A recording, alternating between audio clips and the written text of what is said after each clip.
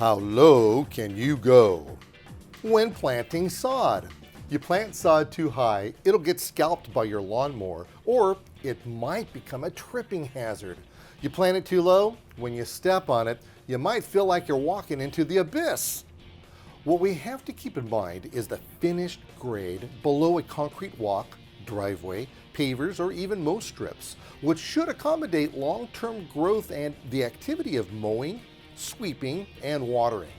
Each grass type has an optimal growing height, and the one thing they have in common is you want to install sod to the top of the soil level, not the top of the grass, the soil level, between 1/4 to 1/2 of an inch below the surface of walks and driveways. Now, keep in mind, your final grade is going to be lower than that.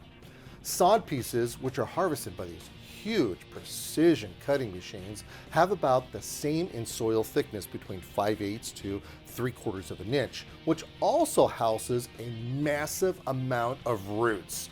In the long term, for certain varieties, you don't want the thatch to rise above the sidewalk, unless of course that's what you like, but who am I to criticize one's taste? Just for tickles, let's say you're planting St. Augustine. Because of thatch in a couple of years, account for 1/2 an inch below the sidewalk, plus 3/4 of an inch for soil root thickness. This means you may want to have your final grade at 1 1/4 inches below the driveway or walk.